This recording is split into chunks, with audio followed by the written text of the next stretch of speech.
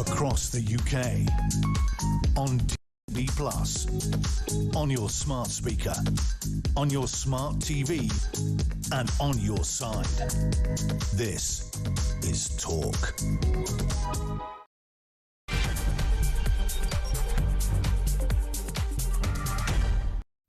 This is the press preview with Andre Walker, Asher Gould and Pete Barnes. Before we do anything on the press preview, I just want to say one thing that crossed my mind earlier today. There's been all of this controversy about Jeffrey Epstein. It was described in Italian newspapers today. I happen to look at Italian newspapers because the king happens to be over there. It was described as the biggest scandal in the history of the world. There are only 3 people who've faced any punishment. Ghislaine Maxwell, Peter Mandelson and Prince Andrew, all of whom are British. So I just want to say one thing to everybody who ever slags off the British media, just to be clear that in the United States of America, the so-called land of the free and the home of the brave, all of their political leaders have associated with Jeffrey Epstein and none of them have suffered any punishment whatsoever. Yeah. And yet the 3 British people who were involved have all been, at least to some extent, called to account. What do you think of that, Pete? I think it's a very, very good point, well made. I'd also point out it's not just political leaders. Let's look at cultural icons. Let's look at half of Hollywood that was in his phone book. You know, let's look at the links to Harvey Weinstein. Where was any accountability for what, you know, was then shoved on the public as the Me Too movement as though we're the bad guys? I was like, wait a minute, you're hanging around with that. And they're done for trafficking, yet there's no one that they traffic them to. Yeah. Ridiculous. Anyway, we got the papers. That's what we're here for. Tomorrow's papers today, and let's look at the Storeaway Sun, and it's probably the biggest story of the decade. Tess and Claude's secret pact to quit. They're apparently going to quit, and it's all terrible. A lot of people are devastated. That's Strictly Come Dancing, the hosts. They vowed to go a year ago. BBC blindsided after 12 years. Do you think actually Tess Daly hasn't quit, but she's said she is, so she gets Claudia Winkleman to quit and then hasn't quit? Do you know what I mean? It's quite a cunning plan. Or is it just...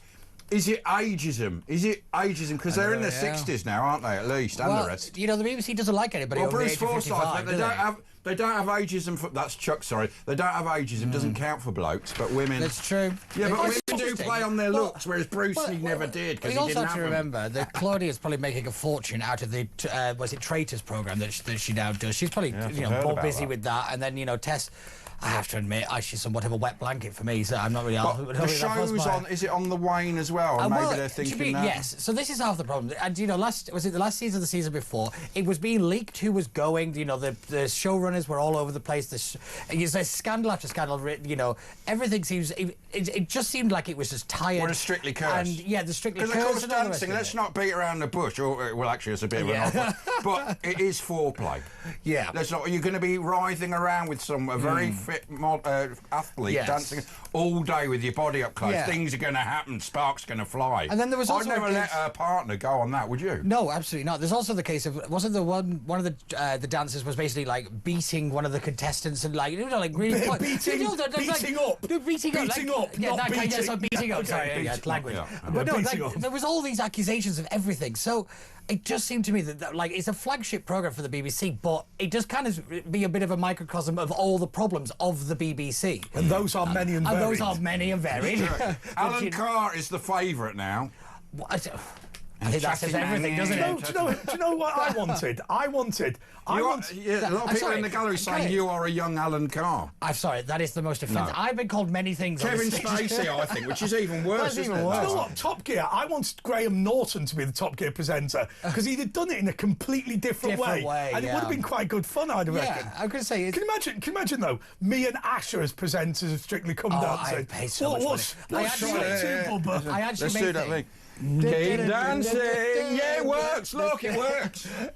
Yeah, I'd actually justify the licence fee based on that alone.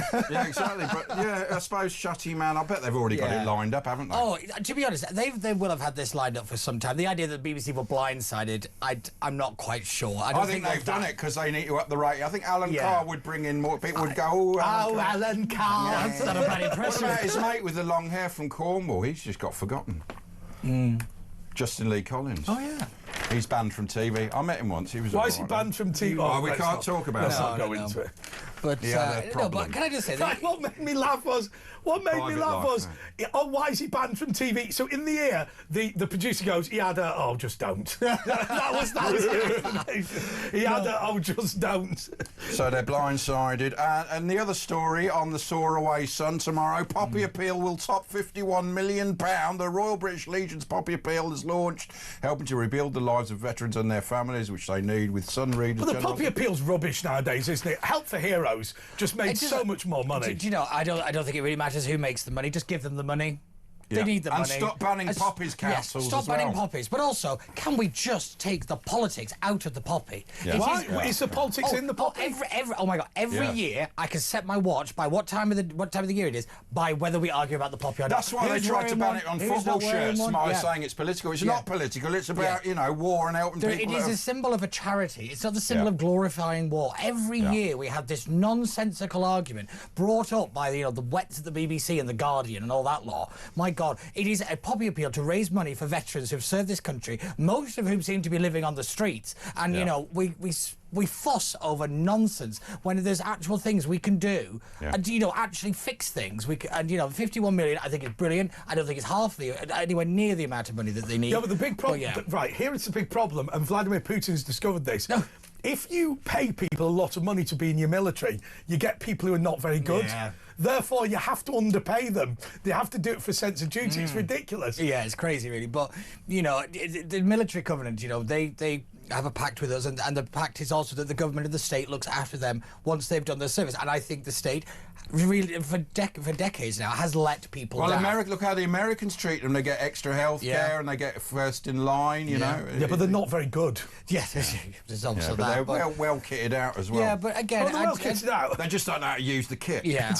All the gear and no idea. Yeah, exactly. That's my favourite phrase. I use it to describe cyclists. But I'll tell you what, I don't like cyclists. Oh. During the lockdown, outside my house there used to be a lot of cyclists, and those pants they wear are pornographic. Oh yes, yeah. I mean, you can see. You literally go, I don't know why you're wearing any pants. I literally don't know. Yeah, I'm literally walking along going, I think he might be Jewish. Like, literally, I'm not joking. I'm not joking. Yeah, no, it's funny. A friend of mine calls them terrorists in spandex.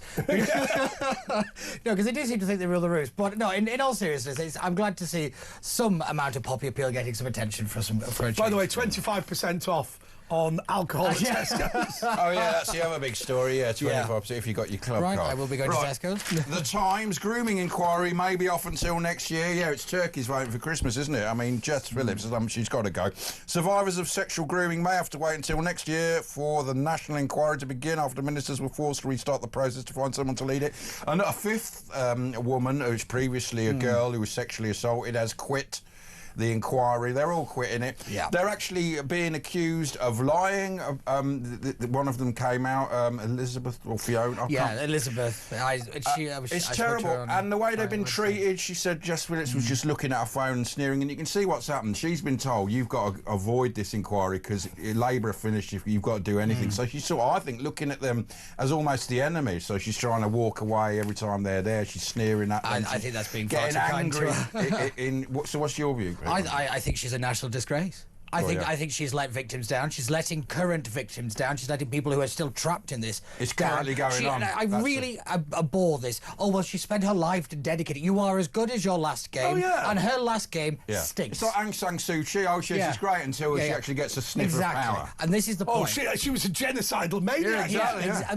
She's one of the only people who's ever gone to UN and attempted to justify a genocide. And she used to, remember after she got released from her home prison, she said she loved Dave Lee Travis. It's what kept her saying, and he went out and met her on some sort of hairy cornflake state visit. But in all seriousness, the accusations levelled against Jess Phillips by the victims is that she attempted to silence them. That is the entire problem of why this grooming gangs even exists in the first place. Yeah, that's right. It's people silencing Exactly, she's just perpetrating the crime in a way. She's enabling and trying and telling them they're liars, which is unbelievable. They're already traumatised. And even more despicable in all of this is if you throw in, I can't say his name, Sadiq Khan.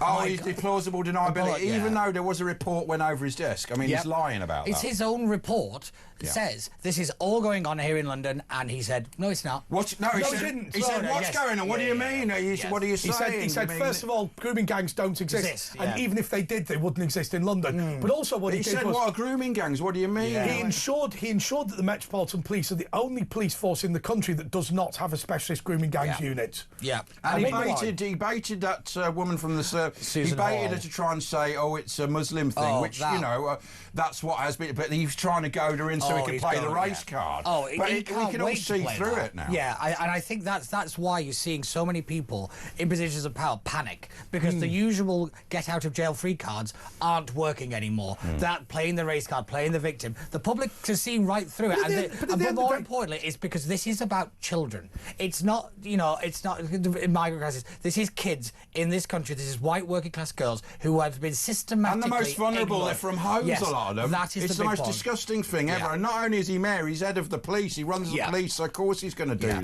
But also, if there is an issue specifically within the Pakistani Muslim community, then that's something you need to address. I mean, as an example, my understanding, I may well be wrong on this, that the overwhelming majority of burglars are white, whereas the majority of people who street mug in London happen to be black, and the majority of people in grooming gangs happen to be Pakistani. But it's the cover-up that's the thing. No one's covering up for white burglars. That's the main thing, and that's why it's proliferated and enabled it. Yeah. The grooming gangs issue is two approaches. One is you've got the actual crime itself, then you have the systematic cover-up, which enables more and more crime. So this is the thing: is that we can focus on the kind of the Pakistani element and the ethnicity bit, which Sadiq Khan has been done his best to ignore. There is still this big elephant in the room of the fact that the people and the systems that were supposed to protect people failed, and they failed because they were scared of bringing up. But they're still failing now. And they're still failing now. It's still going on. It's still going on. They still say right now, Northern Towns. It's not Northern Towns. I heard High Wycombe. It's down in London. It's in Birmingham. Why do they even try and obfuscate it still? Let's just be honest, have a national inquiry and find out. But they won't, because they're involved in it. And that's half the problem. You can't have the people investigating the same people who are perpetrating the crime. And let's just be clear on one thing, in case we're getting accused of Islamophobia here. It is simply not true. It is not true. When the police stood up, the police implied, when the councils say we didn't want to offend the mosque, they've never been able to find a single mosque committee that said, please allow our people to our kids. No, they've never produced any evidence whatsoever that there would be riots in the streets if you arrested somebody for SA of a child. There's never been any evidence of that. It's also, again, it is this idea that I do think a lot of it is they want to kind of admonish themselves of responsibility. They looked the other way. They said that these people were, they elevated one group over another, and they did it for a very long time. And the consequences of that are very brutal, and it's very I maintain, by the way, that is the big point. I maintain that the grooming gangs are not what we understand them to be. I have to say, how many people at their local fish and chip shop does the local chippy owner have couriers that can move people round late at night all across the country? How many of them have safe houses? How many of them have large amounts of cash? How many of them carry large amounts of drugs? It's clearly a professional criminal network where the kids are just part of the spoils of war. I think they're drug dealers. I think it's worse than that. I think there'll be some kind of terrorist link to all of it. Eventually the funding will all go into human trafficking and all the rest of it. If you go to my local chippy and you go, hey, do me a favour, could you store 4 kids upstairs and then organise their transportation to High Wycombe at 3 in the morning and to make sure they get some free cocaine and cannabis? Imagine he was up for it. He'd still have no capacity to do that. Definitely. It's quite an organised thing, they also pimp out these kids and sell them, and the cab drivers take them down to London and take them. And one person in the group is running a money laundering shop, the other's selling drugs, and the other is running in the council. So it's very insidious in the without system. a doubt. And the thing that really disturbs me the most is the sheer number of people that were very willing to look the other way. Oh yes, that is the bit. Where did the the kind of moral fibre of this nation disappear. They haven't got it. Because it's not just one or two bag eggs in this. It is flocks of them. Pretty much the whole lot. Can you have flocks of eggs? Well, I was thinking chickens and flocks. The metaphor got away from me there. Box of eggs. A dozen eggs. Thank you, Andre, for that. Flocks of eggs. What came first, Pete? The eggs or the flocks? What cartons. The cartons. The carton came first and they made the eggs. Right. But always remember one thing. When you're talking about analogies, when they go, it's just one bad apple. Remember what that phrase is. One bad apple spoils the barrel. It's like all it takes is one bad element like that to destroy the entire. And it's been going on the best part of half a century. And I really hate this whole, like you said, it's just a one-off incident. How many one-offs do we have to have? That I really despise. And when people obfuscate and go, oh yeah, but there's also white grooming gangs. Proportionally, there isn't, but also they're not trying to cover that up. If they get what about? And we are still waiting for a proper investigation, a proper. I think an inquiry into the incident in Blackpool, where what happened to that girl is such an obscenity that even on radio we can't talk about it. All we can say is it's related to kebabs. But that went to trial and it collapsed on a technicality, which is a bit of a strange thing. The number of things that keep happening on technicalities is also deeply concerning. Amazing, isn't it? Yeah. Amazing, isn't it? Jonathan Powell. Lord Homer. So who's the Chinese spy government again? Right, next story in the Times. Judge clears the only bloody Sunday soldier tried for murder. The only British soldier to be prosecuted must have been a para over the bloody Sunday. It's para F. Yeah. Para F. Double murder after the evidence against him fell well short of the threshold for conviction. Soldier F, a former paratrooper who in his 70s was accused of shooting dead 2.5 protesters, attempted to kill 5 others in London. Anyway, this is a disgrace because it's a double standard. Because of course Blair let off everyone from the other side. I tend to have a solid rule that I don't talk about things I don't know a lot about, so I tend to stay away from Northern Ireland. It's not an area of mine. Let me make this. He talks about how he knows about. Let me make this incredibly simple.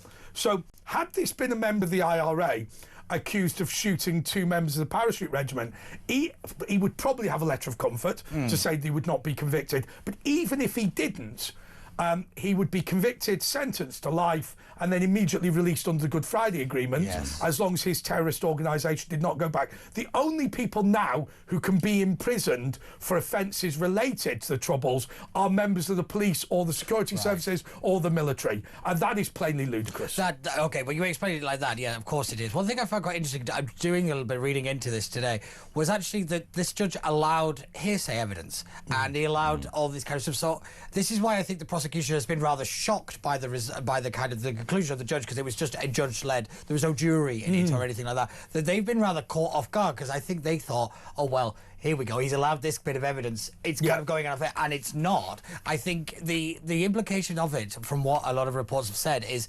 that the kind of, because it's a 50-year-old case, you know, what is the kind of precedence being set here when we look at historical evidence? If we are going to have a lot more of these situations, well, there's no statute of limitation. But they said there's no. It's manifestly unreliable, the evidence to determine whose hand the shots were fired from. So they're never going to know. Yeah. So in reality, I mean, I'm no legal expert, but I could have told you that. So why on earth are we doing these? It was a disgrace. Chasing these old men. There are also concerns about the Attorney General's office in Northern Ireland. I thought you meant the one here. Definitely. And the people that have been allowed to hold that position. Without a doubt. For Nukin. And here. Okay, let's go to a break. We'll be back shortly.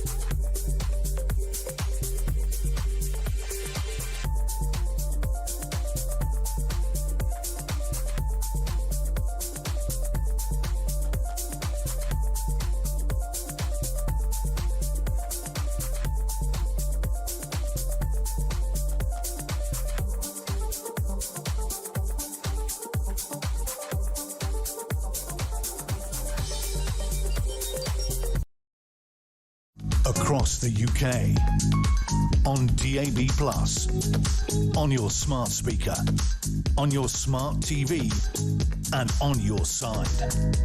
This is Talk. This is the press preview with Andre Walker, Asher Gould and Pete Barnes. And by the way, before we do anything else about the Times, does anyone know what a confratis is? Did anyone know? Did anyone know what a confratis was? A type of pancake, isn't it? No, it's somebody who's part of a religious fraternity. What is it? I can't say. Confratis. So anyway, you'll be pleased to know that the King is the first confratis of the Basilica who is not a Catholic. Isn't that a heresy thing for our King? Do you know, this is the thing I've been wondering. Now? Yeah, I've been wondering this all day because they've been on about it. Say it's the first one in 500 years and all this kind of stuff. There's a reason for that. Does anybody remember why? There is supposed to be this what they call Brexit 1.0. Well, I called for His Majesty the King to resign as the patron of Oxford Mosque, and I'll tell you why. Not because I want to be nasty to anybody. It is the biggest mosque in the area of Windsor Castle and is a respectable place and all that sort of thing. But at the end of the day, he is meant to be the head of a religion. Yes. Can you imagine the Dalai Lama has decided to become, as the chief rabbi? Yeah, that's ridiculous. He's become the chief rabbi. Yeah. This is the thing. I remember during his coronation, he said he wanted it to be for all of faith. So I was like, that's not your job. Yeah, you have a very specific job, you know. And he's neglecting his job by saying that. I'm not a religious person at all, but I do kind of get that. I worry about this. I think William will dump all of it. William has literally decided that he has no role to the British. It's just all about him. He will decide what he wants to do, and he's only in because he's head of the Church of England. The foundation of this country is the Church of England, isn't it? Yeah, it is concerning about where the future of the Church of England will go when William becomes king. I have to admit, but again, the Church of England has brought a lot of its problems on itself. When they started having debates about the gender of God and all the rest of it. I was he's obviously a man because he made good things, didn't he? I'm not touching that one. And Jesus was a carpenter. I mean, obviously. What was it that they said in Goodness Gracious Me? That how old do you think I am? That God was Indian, and he said because his son works in the family business. He said the only thing that's not Indian about it is that on the seventh day rested. What Indian doesn't work on a Sunday? What did he say? He said Jesus, what was it? Fed 5,000 people with 5 loaves and fishes. He was Bengali. He was Jewish, though. Would have been filter fish. But the thing is, if he's Jewish, wasn't he a carpenter? Yeah, he wouldn't have been a very good carpenter. You know what I mean? China and India slash imports of Russian oil. China and India have suspended significant amounts of Russian oil after President Trump announced sanctions. So he's having to go back. I agree with what the Indian High Commissioner said at the Oxford Union when he turned around and he said, look, you've all put these sanctions on Russia. What you've done then is you've paid extra to buy oil from other people. Yes. Now, you're expecting, now that we've been priced out of the market, for us to go, hey, we're not using oil anymore. So he said, if you don't want to use oil, don't use it. But what you've done is you've put sanctions on Russia, you've paid a higher price for the oil that we used to buy, and now you're expecting us to not use any oil at all. Exactly, and this is one of the big things when we talk about China, when we talk about and how to deal with Russia. Because let's not forget, we've had 3 arrested here in the UK for aiding a foreign nation. Like, welcome back to the Cold War, ladies and gentlemen. We can't quite a hot war now. Yes, well, this is quite interesting. Is that a lot of the old kind of fear of it just being non-state actors, that's rather gone out the window. State actors are back in play now. Yeah, that's right. And we are back to kind of. Well, they might give them Tomahawk. He's mentioned it. And give them the Tomahawk, which will be out with the Ukrainians. Will be able to fire into the Kremlin if that happens. Yeah, but when we talk about the Russian and oil and energy and things, let's not forget that Europe, for all of its talk, we're still buying oil from Russia. Yeah, Germany paid for their war. Yeah. It is absolutely obscene. Imagine if we'd have given Hitler 22 billion in. My God. We did pay Hitler during the Second World War. Did we? You aware of that? British banks that owed money to German banks did pay during the Second World War to maintain our top rating, which I think survived until Gordon Brown destroyed it. Roundabout, yeah. Do you know when he saved the world? Yeah, we not only saved the world, saved the world. Right, Daily Mail. The showbiz exclusive is Claudia. We already talked about this. Is Claudia waltzing away from Strictly to become the new Wogan? Do they mean Mark Wogan, grumpy old men? No, I don't think they do. But here's the bit I don't understand about Strictly Come Dancing. We were told before we came on air, make sure you talk about this because our audience will be interested. Who in our audience are interested in this? Well, give us a ring if you want to talk about it. I don't, you know, with everything going on, can somebody ring in and tell me why I should care? Like, about we're receiving, now in the earpiece, we're receiving a defence. Gets 9 million viewers. Yeah. Well, that might be part of the problem as to why is it still getting 9 million views. And the main headline... I'm not against it. No, I just think if you watch this programme, if your favourite... if you go on it, Andre?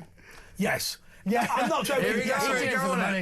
Yes, on. I know Peter Blexley's wants to have a go. So. Let me just say, if your favourite TV presenter is Kevin O'Sullivan, I can't see you being into Strictly Come Dancing. You'd be surprised. Well, you know, people are multifaceted, of course. The main headline in the Mail now: end the witch hunt after elderly ex-para hounded over bloody Sunday killings with ridiculous evidence more than 50 years ago is cleared of all charges. Campaigners demand now end the witch hunt. Viewers, veterans demanded last night that Labour halts the witch hunt against them after a paratroop was cleared. Anyway, we talked about that. And exclusive... Do you know what's really funny? Sorry, can I just say what's really funny about this? I went to an event with a load of people from the Parachute Regiment, and they were all there. Right, you know, all the people who keep getting dragged into court, but the Parachute Regiment, like the old boys, don't say who they are. So you end up meeting. So when they're going, you know, I'm Soldier F. No, nice so and also because they're just a bunch of old blokes, right? You don't necessarily think, but of course, like obviously the ones that are involved in the trade association or whatever they call it, in the old boys association, are obviously the ones that are getting into trouble all the time. But they all maintain that well, maybe I shouldn't say this, but I've been told by the Paras that they reckon the Lincolnshire Regiment started shooting first. God. So you can imagine, look, we just stirred the pot there. Yeah, just a little bit.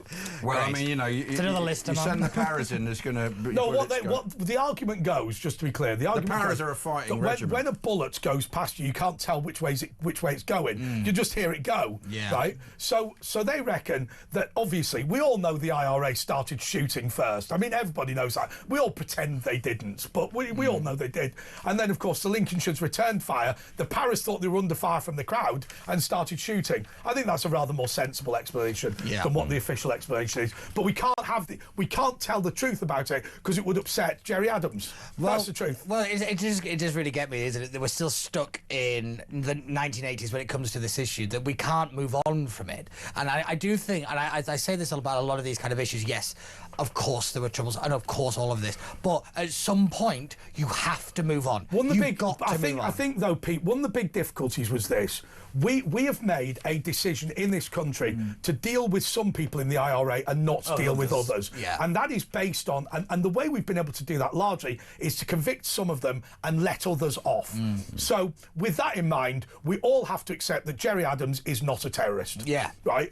And Martin McGuinness was not it has to be said, particularly ludicrous with Martin McGuinness to claim that he was not a terrorist. Yeah. But, I mean, by the way, I don't think either of them are personally ashamed of their actions. What the only issue is prosecuting them and sticking them in prison. But the best thing of bringing them together seems to be the migrants, because now the Protestants and Catholics are all unite in hate. And why I always say hate is the greatest uniter. Well, why is Sinn Féin, who are all very, you know, Irish, why are they going against the people now? It's unbelievable. They don't care who comes to Ireland now. It's weird. It's amazing, actually, isn't it? Because the only group that Sinn Féin hate are the British.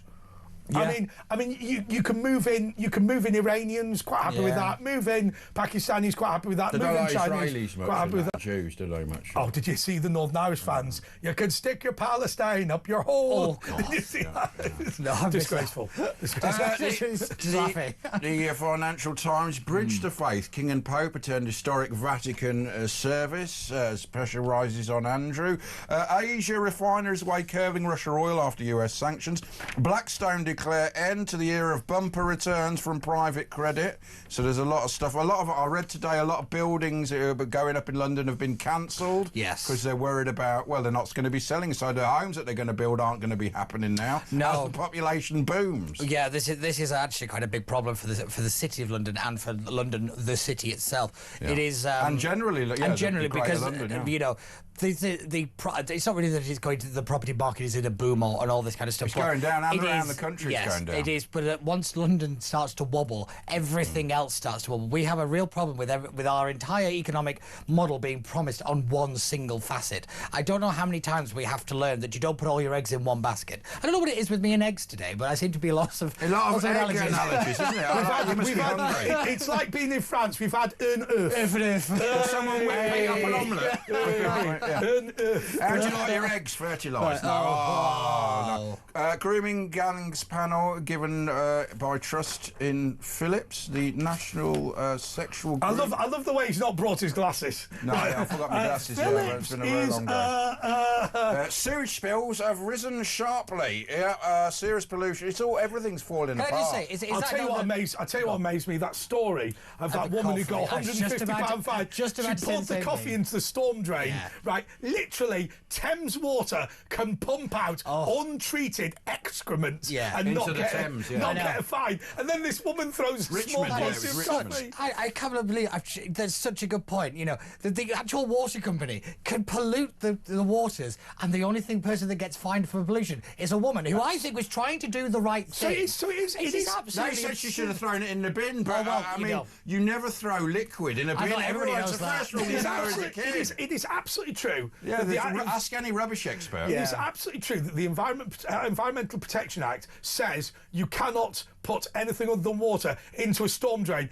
Yes.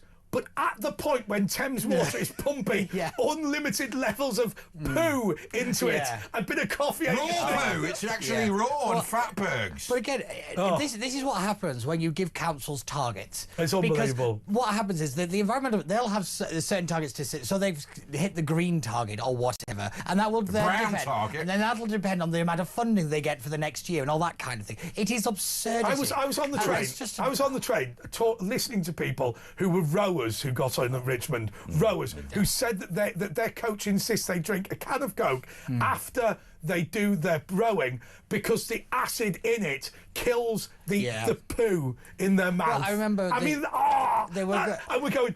Don't throw your coffee down there. Do you remember David Walliam went in there and he was poisoned after about 10 minutes? Well, he was poisoned when he went in. So there are benefits. There are benefits. That one was just lying there. But what I will say is, I remember was it the Oxford and Cambridge boat race? They think they were going to have to cancel one year because of the pollution. Yeah, they threw the cocks in. He almost got hepatitis. Yeah, that's David Walliams. In fact, what he did was they threw the cocks in. He bounced off the top and then died. They always throw the cocks into the water, don't they? It's also isn't there a story about the eels in the Thames as well are like off the faces on cocaine, the levels of and all that kind of stuff. Because what they can do, just to explain to viewers and listeners, they don't know how many.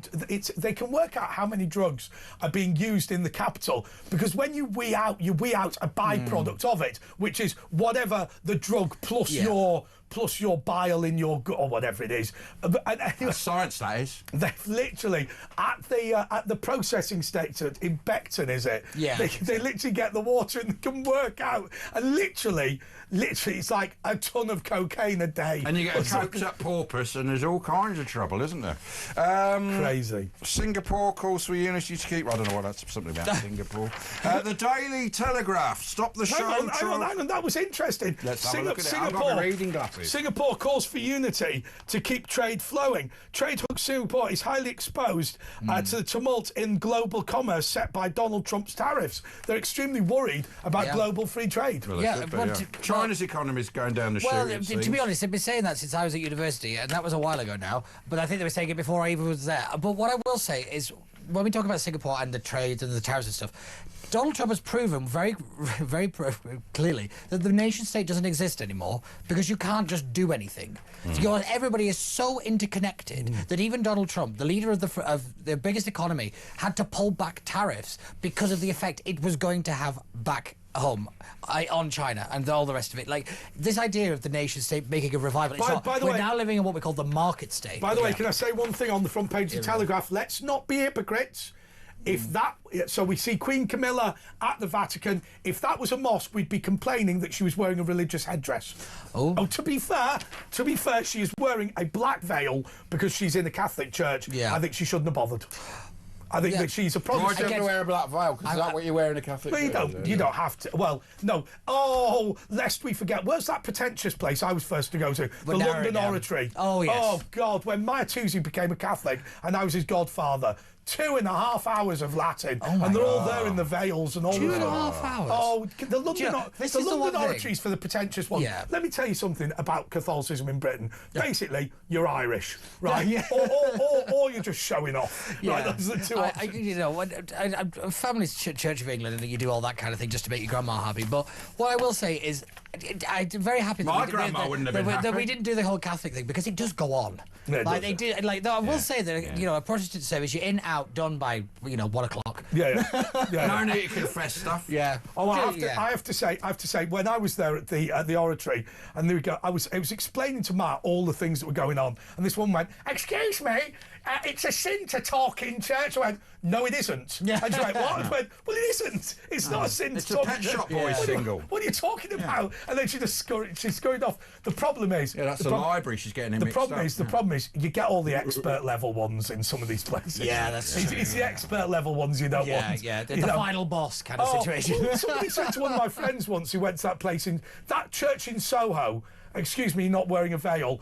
Your hair is attractive to me, and that is putting me off the mass." Go away, you old pervert. That's And so anyway, look, we've got to take a little break here, but Pete's here, it's the pay-per-view, it's me and Andre, it's Talk. Give us a ring, 03444991000. We're going to be taking your calls till the end at some point, so it's Talk, back in 2 minutes. Oh, aye.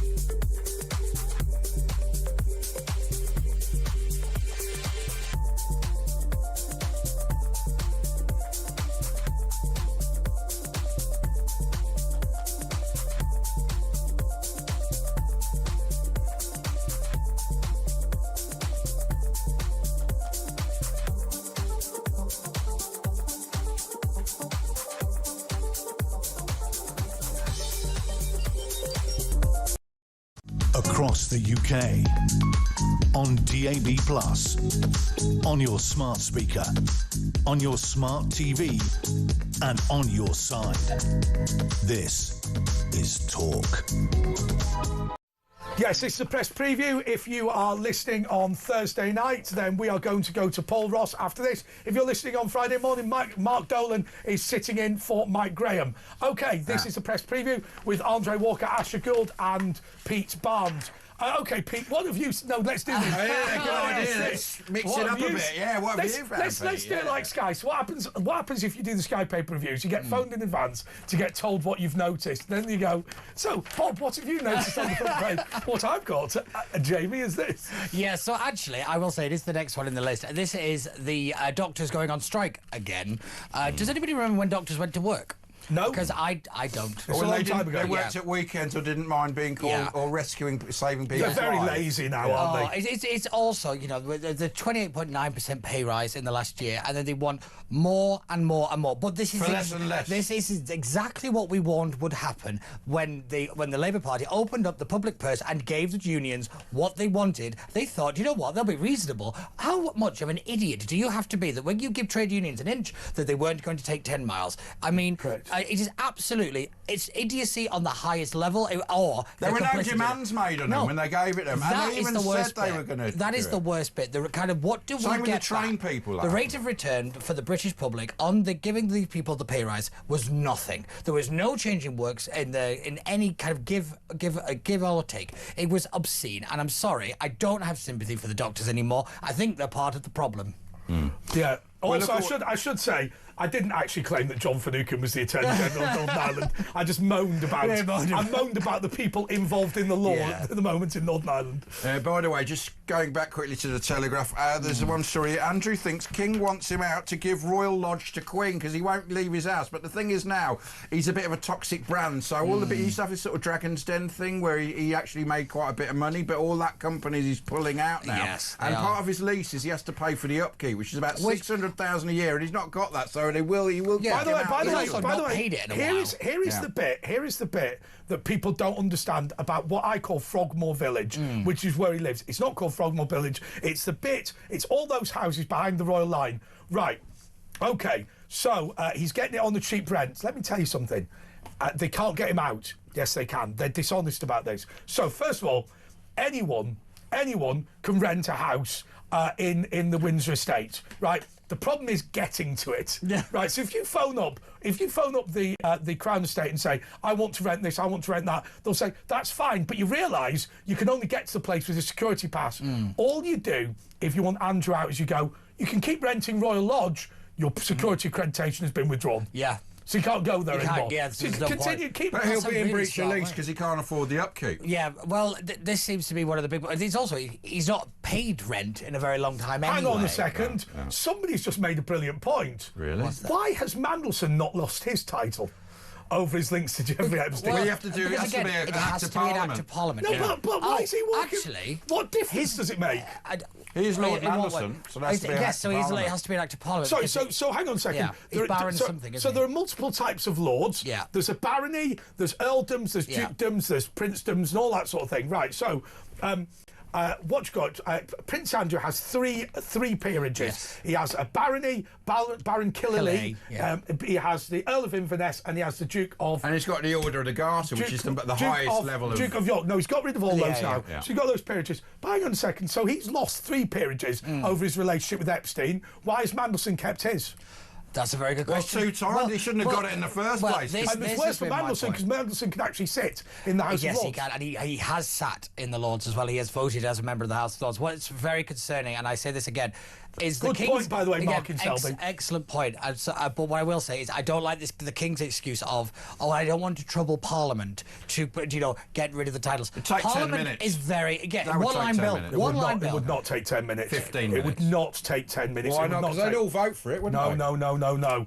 All 19 minutes. of those backwardsmen, Liberal Democrats in the House of Lords would append all sorts of things to it. That is very all true, sorts of rules. yeah. What would they do? the first thing they'd do is they would make HOLAC the people that appoint members of the House of Lords. Yeah. The second thing they'd do, they would have a disciplinary committee that enabled HOLAC to remove peerages. And what they would do is The level of reform they would that literally we've go, had, yeah. we think Nigel Farage is going to become Prime Minister. What are the ways that we can absolutely guarantee that he can't put his members into this? And that nobody's going to actively vote against a bill that would remove it. So but actually, what they'll that do, is what they'll do is they'll go, no. It's not just the Duke of York; it's the other people as Yes. well. And they will create a scenario in which, when Farage nominates all of his peers, they will all be ineligible, and those that do manage to get through will all be thrown out. I mean, That's a all very- the lords that's a I really good knew point. that went to prison, I think they've all still got their lordy things. But look, Yeah. Baroness Moan, they're trying to get her one off. Well, aren't so they? Andre, I hadn't really thought about it that way. That is And what will I happen. think you're That right. is why he doesn't want to do it. And I do think that what Americans call it the pork barreling, where they just tack on. That actually, what is a very simple thing will become very complex because of the way that it. I mean, in a all sense, it works. won't become complex. It'll just become a bill about stopping yeah. Nigel Farage. Yes. That's what it'll become. What else have you seen, Peter? Have you seen? Well, you know, for me, it is always the news of the 3 arrests of 3 individuals linked to aiding China. And like I said, the Cold War is back with a bang, and we do have to. Sorry, aiding Russia, but I do think we have to start talking about Russia and China a lot more serious. But can we start talking about espionage in general? And so, I was good friends with the Armenian charge d'affaires, which is the acting ambassador.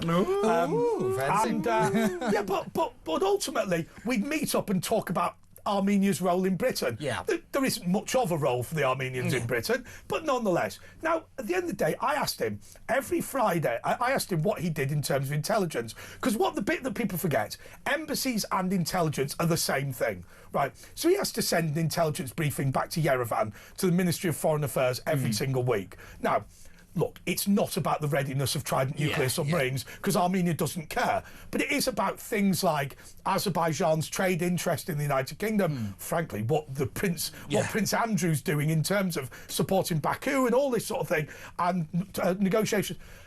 When you look at Christopher Carey is his name? Christopher Carey, who was the guy who was accused over China, and Chris Berry. Yes. Right. So this guy's a House of Commons researcher with Tom Tugendhat. Chris Berry is openly writing reports for China as an analyst, if you like. Yeah. And then what happens is, so Cash, is his name Chris Cash? He starts giving information to Chris Berry, and it turns out to be espionage. What worries me is this. How aware are people who work in politics of the risks associated with espionage? Because I've always said about, maybe I'll anonymise this, my very grave anger with one particular embassy which sent me somebody who literally threatened me when I worked at the Greater London Authority. But that person was officially a UK lobbyist, in reality worked for a foreign intelligence service. I mean, she got short shrift. I told her I was going to have her arrested, which wasn't very nice. But... you know, there's always like conservative friends of Pakistan. Yeah, and I all do of remember these conservative groups. friends of Russia at one point, you know, Well, and that was nothing but a conservative friends of Russia didn't realise what they were doing. Yeah, this is the thing. There is a naivety, I think, to a lot of people that, you know, this stuff actually happens. You know, that people are honey-trapped, people are put in these compromising situations. It's not just something that happened in the 60s in spy films. It's happening now, and the fact that we've had to have MI5 intervene twice now to say we have a problem of China spying in Parliament and nobody's doing anything about it is absurd. I can tell you, I held a confidential file when I worked for the London Assembly that one or other embassy in London wanted, and they sent round people to threaten me in order to get it.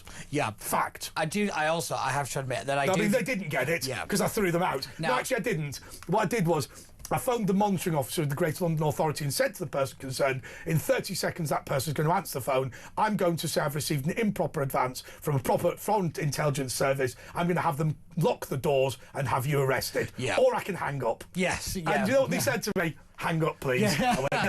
And on that bombshell, we've got a little break here, haven't we? Well, it's Andre Ash with Pete. We're doing the papers. It's your calls after the news in 10 minutes. Don't forget, Mark Dolan is coming up after the news. You'll be listening in the morning.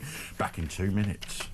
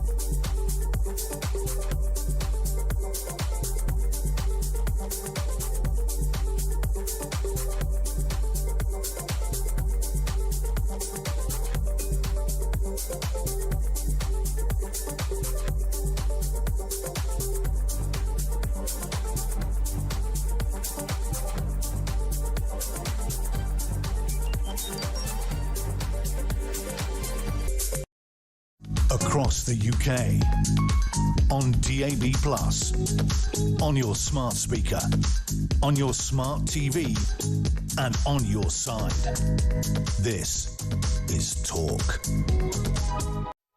OK, well, we are going to do something slightly different now at the end of the press preview, and indeed going into our show, which is coming up.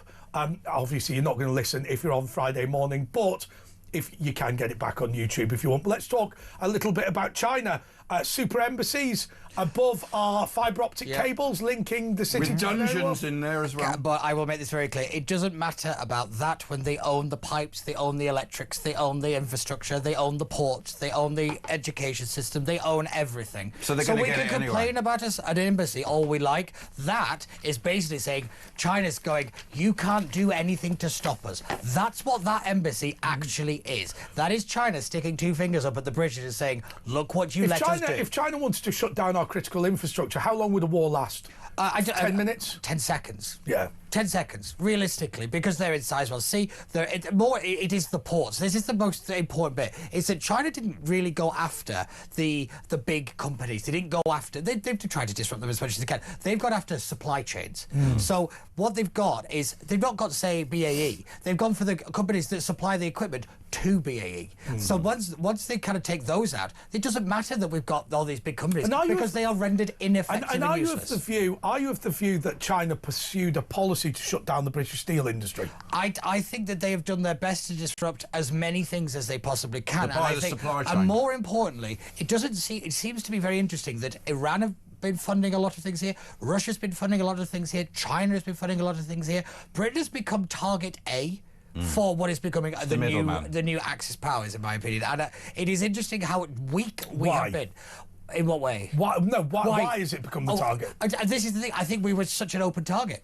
I think we were that weak on infrastructure, that weak on security, that our social structures were ripe for pulling apart, that in reality, they were stupid if they didn't pick us. But you're right, they're strangling the supply chains. And what America are looking at now, they haven't got... There's about 14 rare earth minerals that are required for weapons and that you can only use... And China have basically got a monopoly on them. And now America are going to have to look elsewhere, and there's trouble getting these rare earth minerals because China was saying, well, we haven't got oil, but what we have got is the future energy and the future important stuff. Rare earth minerals is what's important in electric production and weaponry. All the weapons need these 14 chemicals like lithium and geranium. It's also one of the reasons that we're so obsessed with net zero. Not an accident. It has been infected in through the education system. It's been pushed out through media, and the useful idiots are just idiots. Hey, why don't we look at some of the comments that have been made on China? Keir Starmer has passed the book on the Chinese spy case, blaming the previous government. Let's take a look at that. Press play. You know, we were disappointed that the trial didn't proceed, but the position is very clear that the trial would have had to take place on the basis of the situation as it was at the time under the previous Tory government. So whatever their position was the only position that could be presented at trial. So it wasn't, as it were, this government's position, it was the Tory government before's position. Now that's not a political to and fro, that's a matter of law. You have to prosecute people on the basis of the circumstances at the time of the alleged offence. And so all the focus needs to be on the policy of the Tory government in place then. That's the only place that the evidence could be focused on.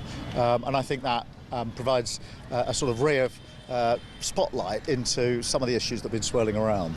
Liar, liar, pants on fire. Pete's my right to be fearful about a spy in the British government? I think that it's not just one. I think that's the fear. It's not just one. I mean, even Raider's trying to come back now saying, oh, I know I made a mistake. No, it wasn't a mistake. You knew what you were doing. It's unbelievable. What I would be very, very careful of is some people who are doing things and they don't realise what they're doing. Do you know that David Lammy, pretty stupid man. They might seem like they're some kind of agent, but they don't see it that way, or they don't realise they're being manipulated, or they don't realise. They're called an asset, aren't they? Not an agent. It's like an asset. And this is why the Foreign Influence Registration Scheme, which the Labour Party have deliberately delayed, is so important, because what it is about identifying non-state actors and their influence on our society. What about people like Richard Hermer, who have worked for Chinese interests throughout his career? Nothing illegal about that, of course. Who now goes into government and makes troubling decisions in favour of the Chinese government. Chagos Islands, loads of stuff. The ID cards, this ID cards thing, digital ID, it's not just in this country, it's going on around the world. Yeah. And they're testing it in Gaza. Apparently they're going to bring in Tony Blair, because of course he's going to be king of Gaza. This is going to be like the beta testing in Gaza. Well, it's already in this country. Let's not forget there's 11,000 people already signed up to certain things. The driving licence has just been approved to be part of the digital ID scheme. So this is what they'll do with that, is they'll do piecemeal. It'll be this, the veterans are being used. Then it'll be your money on it, and then we've lost our freedom. Say, this idea that the government's come out with, they need digital ID because we need to know who they are. They have military ID, they've got national insurance numbers. How much more data do you need on people? Stop lying. And illegal workers don't use papers anyway. Exactly. You know what I mean? So obviously they want to get rid of cash. Well, that would be the only way to control it. To be fair to Starmer there, he is technically right in terms of the law, but what I'm looking at is a Labour government who isn't doing anything to fix any of the problems of the previous government when it comes to China. We're also covering up for it as well. By saying don't find China as an enemy. When they said you might have a quota of meat for the month, we have no plans to do that. Yeah. We never have plans to do that. But they crashed the court case, Labour did. Yeah, the good Nelson Mandela. Yes, they crashed the court case, didn't they? Not the Tories, and they did it. We know why they did it. Jonathan Powell and Richard Hermer were the people that crashed that court case, and they are the names that we keep hearing. Yes, without a doubt. Jonathan I'm Powell, not saying that makes them guilty of anything, but they're the names, the same names come up with relation to everything. Yeah. It's Richard Hermer and Jonathan Powell again. But I would remind people, the reason we have the National Security Act throughout all this update is because of Christine Lee. Anyway, look, we've got to go because Mark Dolan is about to come on. Good morning, everyone who's listening in the morning. That's Mark Dolan joining in now. Hello, I'm Mark Dolan. And if you are still here, then that means that you are with us on Friday night. Yes. We're not going to ask Pete to look to the future simply because we're going to keep Pete with us for the next couple of minutes after the news in order to talk a little bit more about China. And by the way, I do worry about the fact that we don't know the difference between a spy and an ordinary member of the public with an interest in a foreign country. Yeah. And it can be quite difficult. It can be. It's incredibly difficult, but yeah. Yeah, they're spies and there are agents, aren't they? So join us. It's going to be all about your calls and calls. Pete's expertise on China coming after He's a commentator. It's just all about your calls and a bit of papers, bit of Pete, and just shooting the breeze. So keep it on talk. At Andre JP Walker. At Virtual Ash. And at Pete PC Barnes 123. PC Barnes. Yeah. 123. So, stay tuned. It's the new news. Back in a couple of minutes.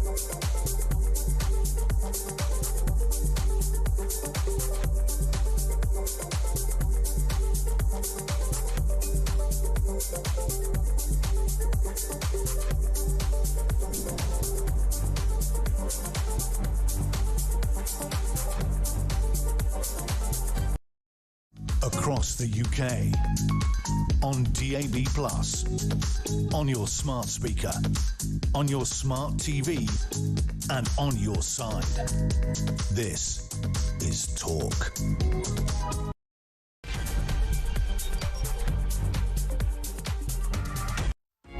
This is the Late Show with Andre Walker, Asher Gould. We kept Pete Barnes on. We've delayed his Against car. his will. Yeah, I've been in this building a long time today. we've strapped him down. And In the gurney. Yeah, no, let's not get into that. It's like that. What's that? Silence of the Lambs. Yeah. Yeah. Well, he's lost all the weight now. No, I'm joking. That's disgusting. Okay. We want to do a special thing on China and espionage in the UK, and I'll just set it up a tiny bit just to say that there have been a number of things that have happened recently. Number one, I think that there's been an admission that all of our diplomatic cables were going through pipes owned by the Chinese, and okay, they remain encrypted, but for how long? There's also the super spy centre that's going to involve building one of the world's largest telephone tapping and internet tapping systems above the fibre optic cables that run from the City of London to Canary Wharf. There's obviously the case of the spies that collapsed, where it was very clear that the government was involved in some way, shape or form. Then there's obviously issues with dissidents in the United Kingdom being threatened. There's the Chagos Islands deal. There's even companies telling their staff who've got electric cars not to charge their phone in the USB ports in the cars. I mean, they found it in kettles and things let's like not forget that Ian Duncan-Smith, his car was found. A ministerial And car hotel rooms, never. If you go to China, don't plug it into a user charger. Don't go to a hotel in China. Don't go to China. No, yeah. But no, realistically... Well, can I tell you, I had a friend of mine who works in number 10 Downing Street. You probably know who I'm talking about. He said... they said to him, do not use your normal mobile phone for any confidential communications. The Chinese have probably already hacked it, but you might as well try not to do anything dodgy now. Well, this is half the problem, is that there are actual immediate fixes we can put in place now that can at least could make the problem go away, but contain it. This is the problem now. China is so far in our system, it is now about containment, not eradication. We're relying on it. And I do think that a lot of it seems a bit kind of operational, but it's really important that we kind of actually enact the National Security Act, actually do something with it. It is not just a bit of antiquated law. It is a real bit that we need to really use.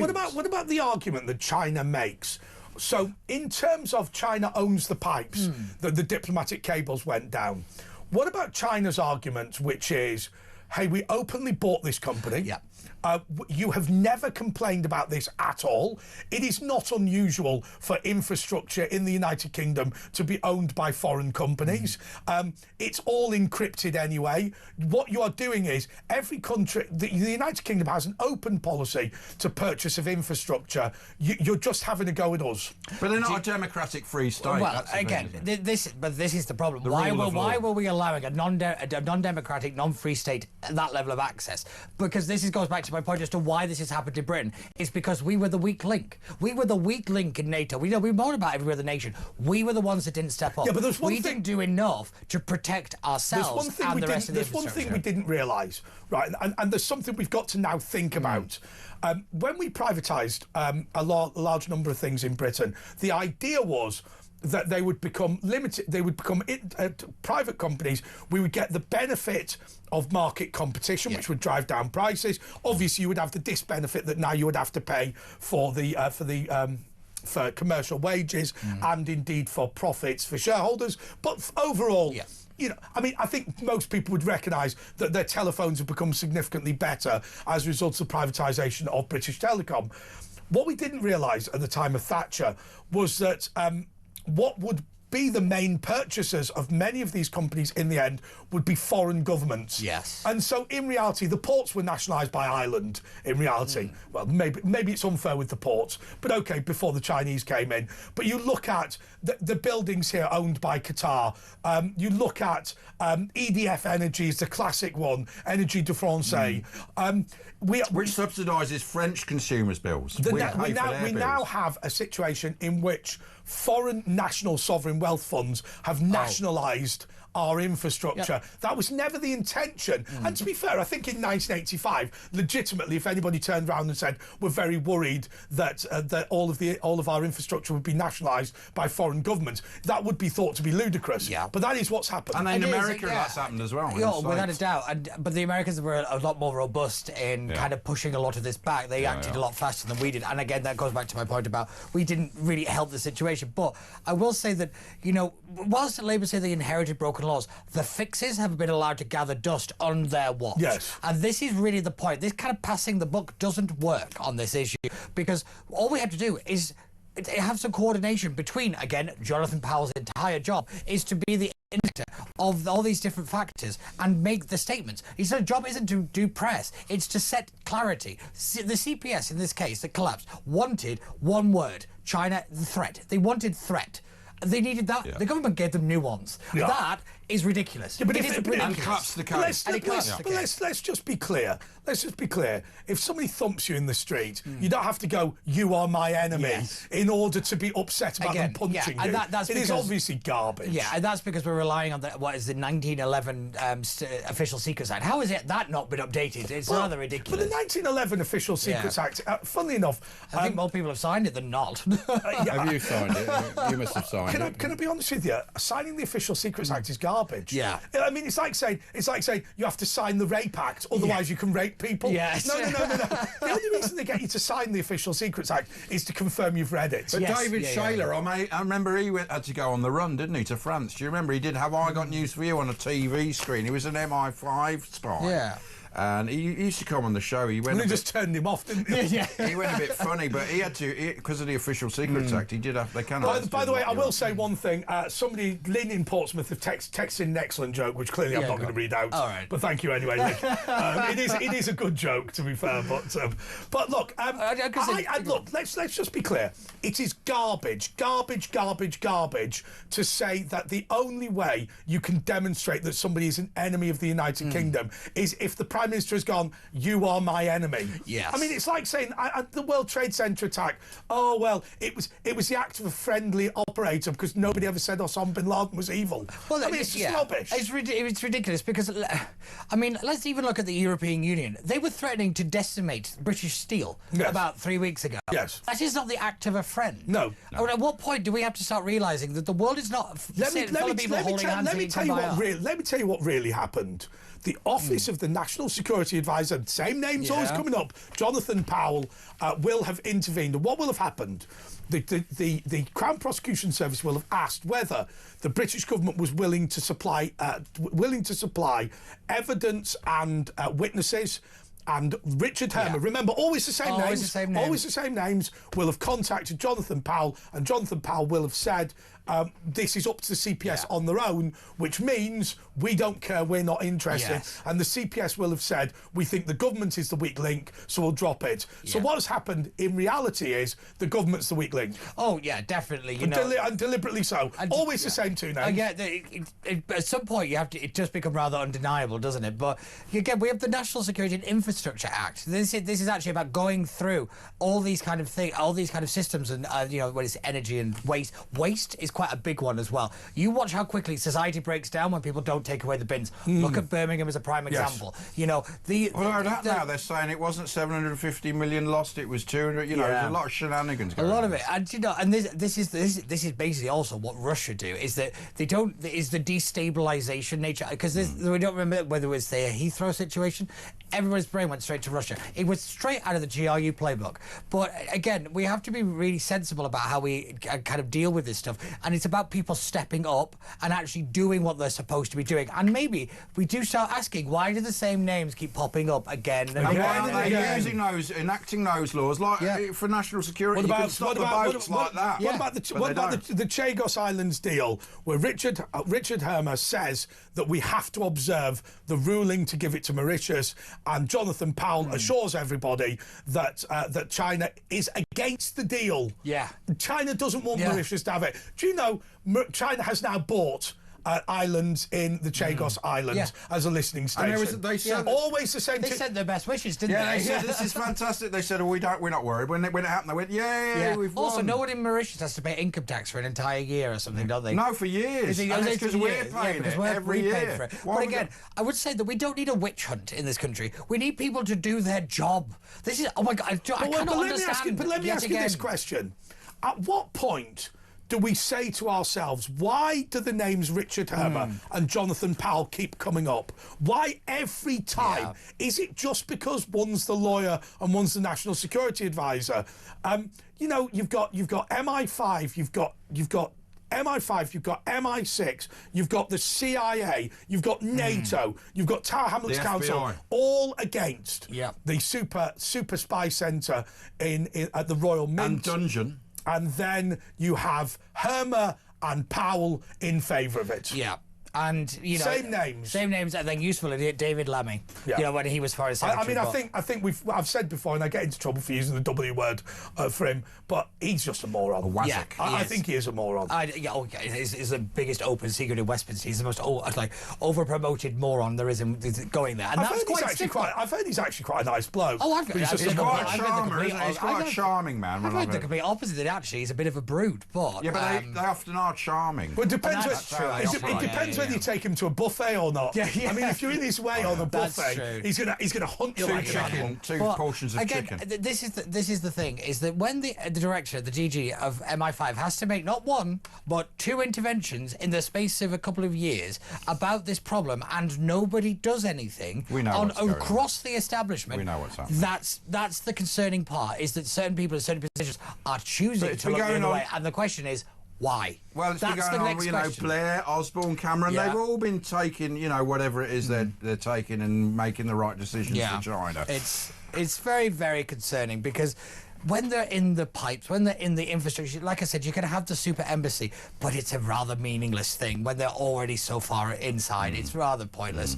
But, you know, it's like when people get annoyed about the flags thing, I was like, you know, when the country's about to collapse, getting annoyed about the flagpole, not necessarily the biggest problem. But, you know... What should we do about China then? Well, What can we do? Well, first of all, you start calling them a threat. You start using the word enemy because that is what you... if Shouldn't you we cannot ban the name- embassy because it's a big statement? The Yeah, embassy. it should be. Yeah, that should just be banned automatically. But what you need to do first is start to kick them out of the infrastructure. You need to start reinforcing before you start attacking. So you can't go on the offensive when your own defence is basically, you know, one person with a police don't do this. But we're too reliant, aren't we? I mean, they That may is the even take problem. over Taiwan. I spoke to a friend who lives in Taiwan. He said a lot of people in Taiwan are up for China taking over, Yeah. which is a bit weird, isn't it? But if they take over the chips, America are building some... It takes years to get to the level. And actually, they're saying that even if, you know, the West couldn't make phones and stuff like that because we haven't got the staff, you know, we haven't got... China have been, and the Far East have been doing this stuff, microelectrics, for 50 years, and we haven't got the skills But to be able to do that. we have built a world. We have built a world that presupposes that global economics will be predominant forever. The Chinese view of things is we do not sell things just for money. We sell things also for political Yes, power. exactly. And that fundamentally breaks the system. Yeah. Whether it continues, whether there's war or not, that fundamentally breaks the system. Yeah, the West, the rest of the world have seemed to operate under the idea that, you know, war is a thing of the past, and they seem to rather forget that most of human history is humans at war with each other. Yeah. And the Chinese are very much more of a realist nation in But terms of their approach. you can look at 1913. Yeah. In 1913, people believed that there would be no war. Yeah. In 1937. Yeah. You know, people were still pretty, and what they were saying Well, they was, were optimistic in 37, weren't they? they were going, Hitler's a nightmare, but we're not going to have another Yeah. war. It was so awful It last was only time. 20 years after. I also think that people need to understand that we've never not been at war. It's just got a different name. We have been at war for And over a century every year. Yeah, We have had a war. as far as I'm concerned, we are already in the war. We've just yet to call it that and yet to be brave enough to do anything to fight back. But we cannot fight back because the headline of The Guardian, Reeves discussing increase to income tax. The only reason we're doing that is because we are so indebted to China. We have no economic growth. Of course, there is one thing that really destroys China. One thing that really destroys China is don't pay the bill. Yes. Now, They're dead, can I tell They you? also caused the COVID virus, which caused us to Yes. the debt we're in. I was on a podcast with Rafe, I can't remember his surname. Heidelmann-Koop. That's the one, and he made a very good point. Why did the world get together after COVID sue and them. have a big tax on China? Yeah, I agree. We can put a tariff on pay China. for the Everybody China else. virus. Yeah. And it was the China virus. And it was the China. And let's not forget, do you remember when it was racist to call that? And it wasn't from the Again. animal market; it was from the lab. Yeah. What upset me about that was the way that, not that we all instinctively knew it was from the lab, but the fact that you weren't even allowed to say that. Do you know, that's that my was rule awful. One. That's rule one. The minute you're not allowed to say something is usually the truth. Yeah. Usually. And we're seeing that now. We're starting on lots of things. If I'd have sat, and God bless our friends at Ofcom, but if I'd have sat here and said that no medical treatment has zero risk, in reference to the vaccine, they'd have gone mad. If I'd have said China leaked the virus, they might have taken me off Earth. Yes. Now they've backed down since then, but by the way, they were wrong. Completely And wrong. also all the Google and the YouTube and the Twitter also- before Musk, they were all in on it. Well, I think YouTube actually shut us down. Yeah, I'm going to say more. We were this, the only this ones is also a hinting good it, point. yeah. In fact, YouTube shut us Yeah. down because Julia Hartley-Brewer mentioned. That's Yeah, right. yeah. And they didn't realise we were from a very powerful parent company. When they found out, they soon put us back on air. But this is also the point: is that nobody who kind of enforced that has ever been held accountable for it. That is a big point. And actually, when you're talking about, and you know what, they are our regulation. I rather like Ofcom. I think they're largely right, but they disgraced themselves. They did. Over COVID. They Yeah. just straight up disgraced themselves but- because what they actually did was they prohibited the truth. But they didn't know it was the truth at the time. But what they did was they prevented a genuine discussion about the truth. And that's the and the point, reality. Oh, by the way, our fake doctor, Dr. Tedros yes. from the World Health Organization, he was there to shine up China. And what we did after he did all that was we began voting him more powers. That was just about to bring this up. You want to see the big problem is Chinese influence in international organisations that is all about power. And when are we going to wake up that the World Health Organization and all this, the treaties and all the rest of it aren't there to keep us safe? The most dangerous phrase in politics right now is public safety. That phrase, you hear it, you run a mile. But They're in say China's no. pocket. But actually, I think a lot of viewers and listeners to this, and you know, the big advantage with what has happened with Israel is that I think a lot of our viewers and listeners recognise what the UN is now. Yes. And it's look, there's more of us than there is of you. Let's give you a kicking. Yeah. There's nothing wrong with that. It doesn't bother me. I just don't see why we should be a member.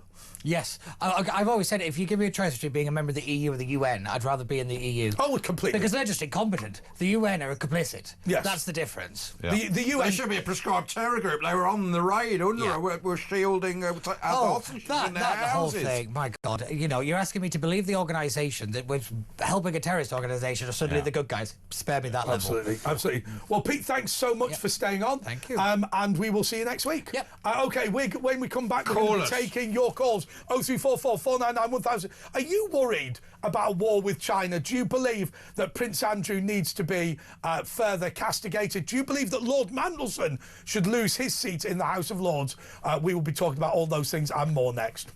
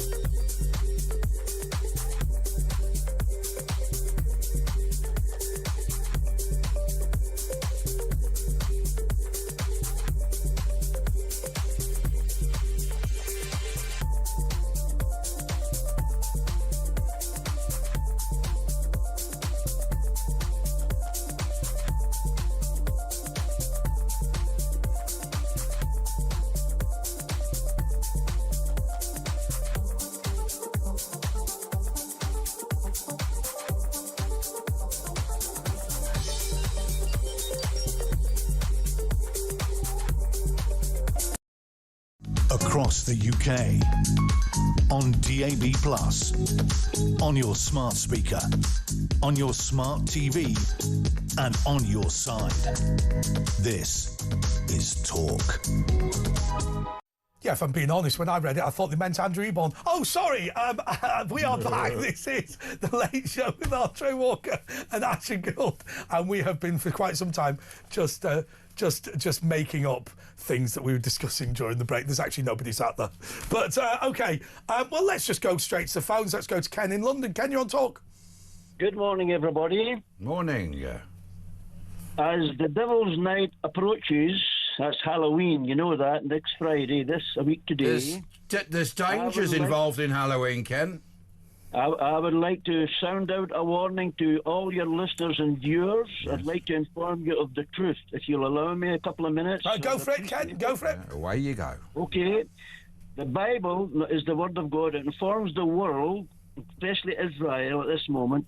Every person is either in the kingdom of the Son or in the kingdom of Satan. Either living in the realm of darkness or in the light of Jesus. We're either forgiven of our sins or unforgiven and headed for hell. We're either saved from hell or we're lost. We're either on the road to heaven or on the highway to hell. That is the reality of the teachings in the Bible. And I would just like to warn you that this Halloween coming up, which is the most important night for devils, be careful. What can happen, man? What can happen, Ken? Don't allow anyone who claims to be a witch, a medium, for example, to speak over you. Because if you receive their words, like Yasmin, you're receiving dangerous information. Like I call her Yasmin, you think she's... I'm not mentioning any names, I'm talking in general. Well, what about, but Ken, what about little kids dressing up in silly costumes to get sweets? It's a bit of fun, isn't it? No. It's a bit of fun, but it's demonic in origin here, Andre. Okay, so I get you think of it as demonic in origin, but I just wonder how much harm it does to take your kids out in a witch's costume next Friday. Well, why would you take your kids out in a witch's costume? Witches and the demons are dangerous situation. No, it's officially. Well, Ken, let me explain. Ken, you can come back, but let me explain. Isn't the general idea that you're supposed to dress as something unpleasant, knock on the neighbour's door, then the neighbour's supposed to see that he doesn't like what's on the doorstep, and then give you a sweet to leave? I mean, that's the idea. It's the idea is it's not that you are supposed to be well, I suppose you are impersonating demons, but it's just a bit of fun and games. I mean, what do you think about Dracula? Should they not have Dracula films and stuff? Listen, Andre, the behind they go into the doors is trick or treat. If you don't give them a treat, what do you do? That's American, though. We never used to have that. Yes. Well, that's what lies behind it. But let me tell you what God says about this, not what I say. Yep. What I say means nothing. This is what God says in the Bible, in Deuteronomy 18 and Leviticus 19. Do not turn to mediums or seek out spiritists, for you will be defiled by them. I am the Lord, your God. Let no one be found among you who practices divination or sorcery, interprets omens, engages in witchcraft, or casts spells, or who is a medium or a spiritist, or who consults the dead, that includes the Pope. Anyone who does these things is detestable, an abomination to the Lord. This is the words of God in the Bible. People get involved in this Halloween. They're inviting demonic spirits into their families, into their homes. This is a dangerous territory. That's what the Bible teaches. What's your view? I'm saying that in love. But what's your view on Bonfire Night, the burning of Guy Fawkes? Yeah, that's bad, isn't it, Ken? Yeah. That's detestable stuff too. That's a detestable thing to do that in remembrance of a man called Guy Fawkes. He was a literal man. He was involved in trying to destroy the Parliament. But anyway, the thing... Will you be watching the Halloween special on Friday? Because Danielle Nichols will be along as well. Well, Ken, will you? No, he won't. Look, that's his answer. Let's go. No, what's his answer? Ken, Danielle is a precious soul to God. So is everyone. So you will watch it then? You will join us on Halloween on Friday? Please understand this. Please understand this. I'm speaking to you in love and concern for your soul. Don't invite the devil into your life. No, Danielle, though. She's not that bad. Andre, Andre and Ash and Pete, God bless you. He's Pete. gone, Pete. Jesus loves every one of us. This is what Jesus says. I am the way. I am the truth. Sounds like I Samuel am L. the Jackson. life. No man But I cometh maintain. Look, I don't do anything for Halloween because I'm not 5. But I maintain it's just a bit of fun. Well, I know you do because you don't know the Bible. Yeah, you'll brush up on You the don't Bible know the there. Bible, Andre. Yeah. You've got to read the Bible. So I'm a bricklayer. I told you this before. I'm a bricklayer, a builder. If I go to build your house, Andre, you've got to give me a blueprint. And I'm responsible to follow the blueprint accurately to get my money. Now, God's given us a blueprint for salvation called the Bible. If we don't follow the Bible, if we take things out, if we add things to it, we get condemned by God. He's given us a clear blueprint that Jesus is the only way of salvation. Jesus is the truth. Jesus is the life. And life can only come from God. Jesus said, I am the life. He was claiming to be God. Is artificial intelligence the devil? Very dangerous, Ash. Very dangerous stuff. This is dangerous territory the world's going into here now. Very dangerous stuff. Anyway, look, Ken, we've got someone that agrees with you about Halloween. Grace, away you go. Chat with Ken and agree with each other. Yeah, I would concur that we shouldn't get involved in Halloween. When I was a kid, most kids were trick-or-treating, although obviously it's an American import. You must be very young then, because it didn't happen when I was a kid. It was just a turnip in the window. I wish I was still very young, but I'm not very young anymore. Yeah, I was a kid in the 90s, and it was quite normal for people to be trick-or-treating. But I remember being in a shop that had horrible Halloween masks and being quite disturbed and thinking, why would anyone want to dress up like this? They were scary. I remember them in Blackpool. They had all the scary masks before all that, yeah. Do you remember that place in Blackpool that used to say, we sell fags? Yeah. And do you remember the laughing clown in the pleasure bin? Yeah! And it was terrifying. Anyway, sorry, Grace. Carry on agreeing with Ken. Well, I think, Halloween is unpleasant for various reasons. I mean, given that there's so much violence in our world, I think that to have fake blood as some kind of costume is just not particularly tasteful or nice. And bones or whatever else people have. Yeah, but is it Antichrist, like Ken says? You're still there, Ken, by the way. Oh, yes. I mean, obviously it's going to be very God bless you, complicated Grace, by the way. God bless you, Grace. God bless you too. And I think that some people will presume it to be just harmless fun, and some people will think about the fact. But isn't it, Grace? Isn't it harmless fun if that's the way you treat it? If what you are trying to do is genuinely get involved in witchcraft, then that would be bad. Yeah, like Harry Potter, it's just a bit of fun. I don't think it's quite the same as Harry Potter, because Harry Potter is fiction, in the same way that Lord of the Rings or even Narnia is, although I suppose Narnia's got a theological level to it that the others don't have. But I think a lot of people who do believe in certain demonic things do use Halloween as an event to celebrate. And I would personally, if I had kids, not want them to be involved, perhaps for that reason. Also, I don't think it instills a great attitude in kids to encourage them to go and say to other the trick-or-treating thing, I don't mean that's bastardisation. I mean, it's just an additional layer of entitlement that we're putting into. It's commercialisation. It's typical Americanisms. But I think that I would concur with Ken that it's great to not great.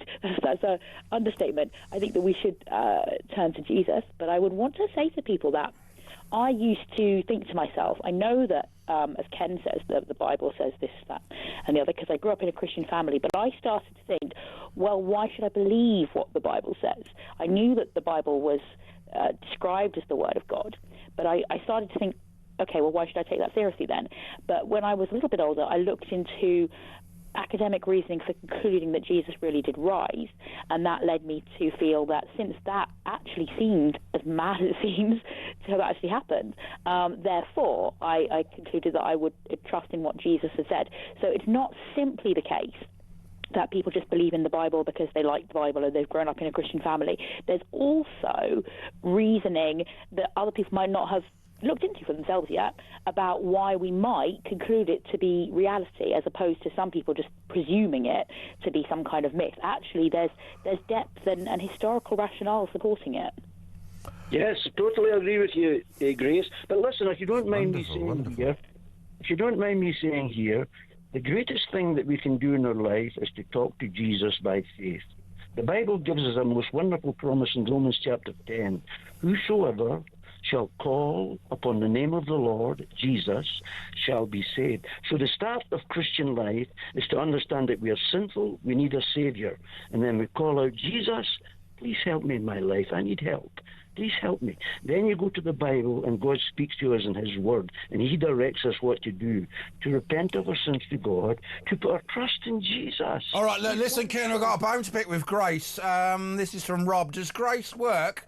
Heard her on Times Radio the other day. She's all over the airwaves like a cheap suit. Cheesy mash. Bob from Castle Donington. Were you on Times Radio, Grace? No, I didn't think they even had phone-ins on Times Radio. Oh! A likely story. Okay, thank you to Grace and Ken. By the way, can I tell you my story about Blackpool? Yeah, go on. I love Blackpool. Yeah, This is dreadful. So, when I was in sixth form, I went to Conservative Party conference in Blackpool, wearing my blue rosette and all this sort of thing. And at the time, I was doing my A-level in history.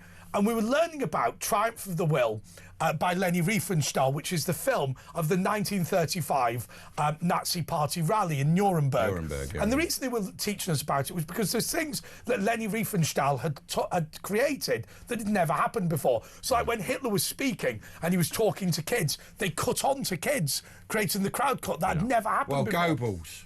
He was the propaganda man. So Leni Riefenstahl made the film. So she mounted a camera on a plane to film him flying into Nuremberg. Nobody had ever done that before. She mounted a camera on wheels so she could slide the shot round, doing a sweeping shot. She invented that. So we learnt about it in school, but then the teacher said to us, I'm sorry, we can't watch it because we're not allowed under school rules to show you videos that promote Nazism. So even though we were studying this film, we weren't allowed to watch it, which was utterly ludicrous.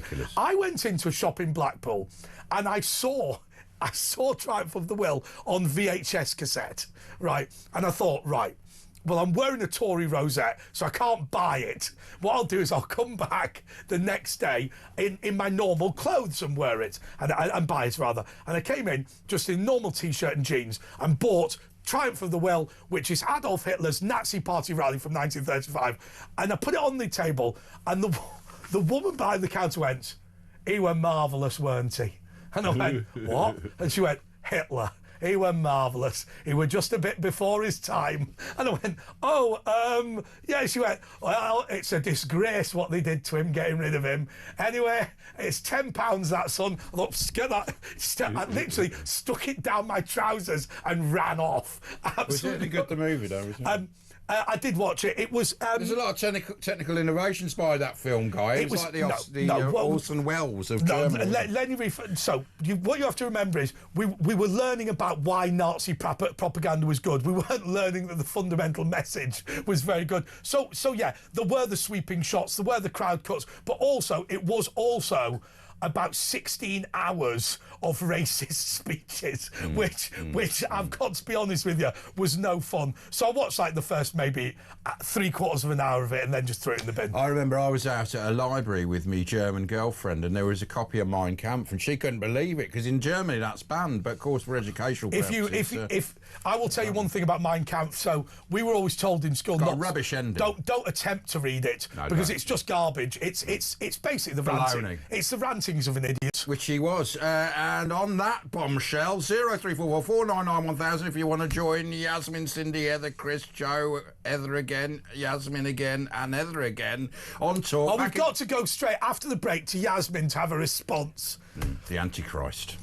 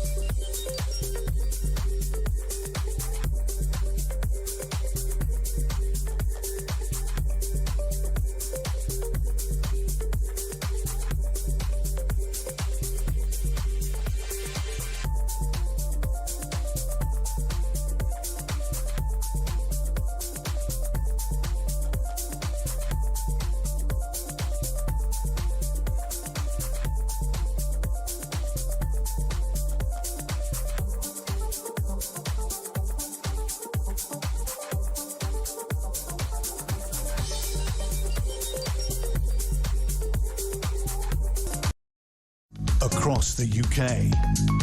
On DAB+, on your smart speaker, on your smart TV, and on your side. This is Talk. Okay, so we were talking all about Halloween being satanic. I don't believe that, but Yasmin, the teenage witch, is here to defend Halloween. Go on, Yasmin. The floor is yours. Ken says you're the Antichrist. Who said? Ken. I'm not trying to stir anything, but Yes, he you thinks are, you're the because Ken Antichrist. didn't say that. Well, he was insinuating No, he didn't it. say that. I mean, it is witchcraft is Antichrist, isn't it? Andre, he said a lot of things in the past, Ken, already. Yes. Very hurtful. Look, in the craft, in witchcraft, there is no. We don't look at the devil. We don't believe in it. I don't believe in the devil. Do you know what I mean? And that's the straight truth. Anyway. So look, is there any connection between Halloween and witchcraft, or is it just a bit of fun? Well, Halloween or Samhain, which I call it Samhain. Samhain, isn't that cake you can get? No, Samhain's that bloke on the Reform UK executive. He's a rapper, yeah. Well, that's he's a rapper. Gawain. It's a Scottish and Gaelic and Irish, obviously, ending of Harvest Festival. Right. And it's to do with the coming of the darkness, which is winter. Yeah. And it's also to do with the halfway energy between the autumn equinox and the winter solstice. It's all to do with the stars, the sun, the moon, and the seasons. It's a harvest thing, isn't it? A harvest. It's the end of the Harvest Festival, Yeah. and it's all to do with that. And remember when Ken said earlier about the sun, the God of man, the sun. The reason they're calling the Son of God is because the sun in the sky, and that's over from the Egyptian festivals. But we worship Jesus, or some people do, Christianity, they worship Jesus on a Sunday. It's a sun cult. All the festivals in the Christian calendar are all pagan festivals. Astaris, which is Easter. Well, I thought Easter was like the Passover. I thought they got that off the Passover thing, you know. No, because the pagan is older than Christianity, Judaism, Sumerianism. I must admit, I tried to read a book on Sumerian theology, and let's just be clear, it's hard going. It's hard going. It's very hard going, but...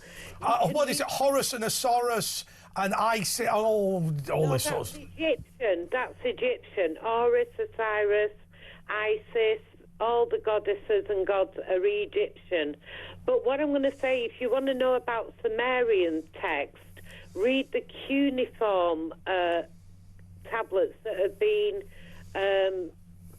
decoded, and it's on the website of the British Museum. Oh, yeah. But the thing is, it's all to do with the changing of seasons.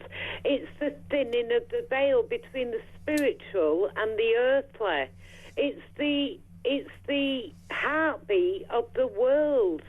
We all love the seasons. Do you know what I mean? It's not a negative festival. And the reason people have jack-o'-lanterns, which are the pineapples, that came from the pilgrims in America. You mean the thing, the pumpkins? Yeah, they call them. But before that, I mean, because we didn't have we had turnips. We had turnips, didn't we?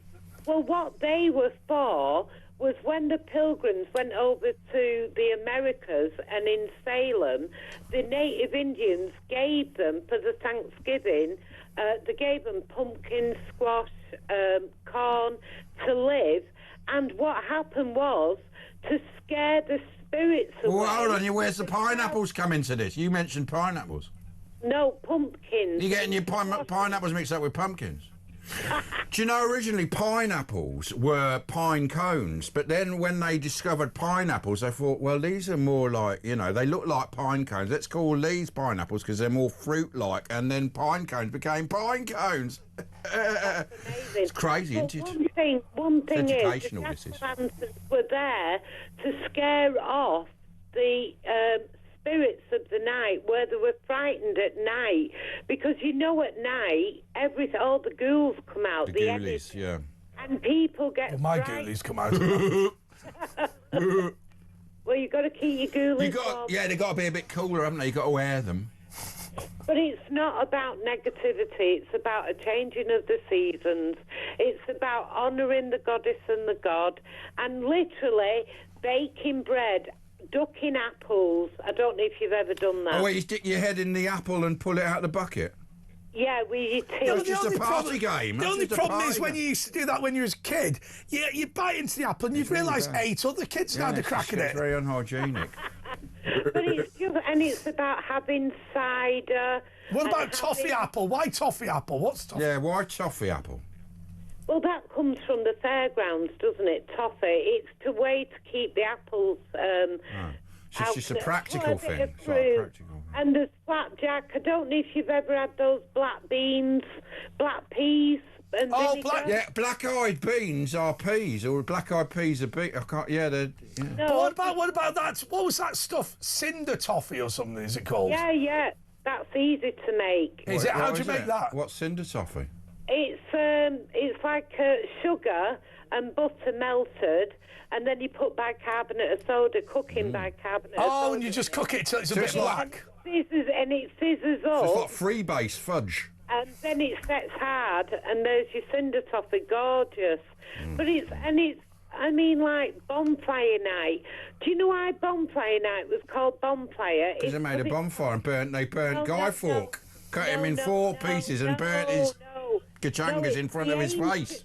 No, it's the ancient fire. There were fires made of bones where they used to put the cattle over them and the horses over them, and they used to fumigate the cattle, and that was done in France. And that's an older tradition than any other. So you're saying it's the bone fire, not the bonfire? Oh, right. Yes, that's the original. You can look it up. It's done in France every year. It's done in France, in Catalan. That could be good fire, bonfire. It's a bonfire. It's made of bones, which bones have. By the way, there was something I discovered, and I'm not going to be rude, so I won't use. I get that in the morning after a strong curry. I won't use the full phrase. But I discovered something in the Victorian era. They called it below, not blow. Do you know what they called feces? They called it night soil. Night. Oh, I'm just going to go and put some night soil in there. Well, they used to have night water where they sprinkle that over roses. So somebody just said that goodbye is God be with you. Yeah, apparently, yeah. Who said that? I didn't know that. No, I've heard that, yeah. God be with you, goodbye. Goodbye. Yeah, I like that. Yeah. Ken will like that. All right, Yasmin, thank you so much for that education. We'll be back in a moment.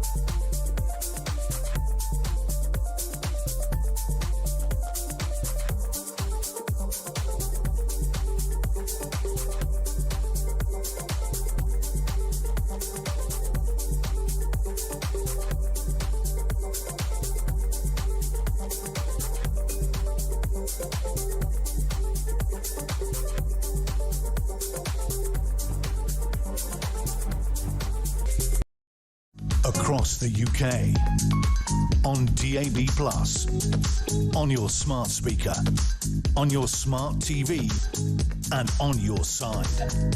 This is Talk.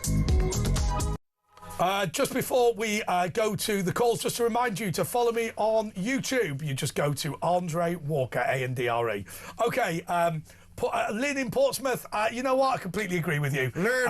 OK, but let's go to Heather in Cavan. Heather, you're on Talk.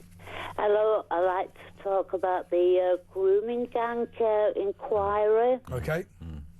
The simple reason why this grooming gang inquiry is being suspended until next year, I gather there's been 4 people that came out of the inquiry because of Jess. 5 now. It's 5 now.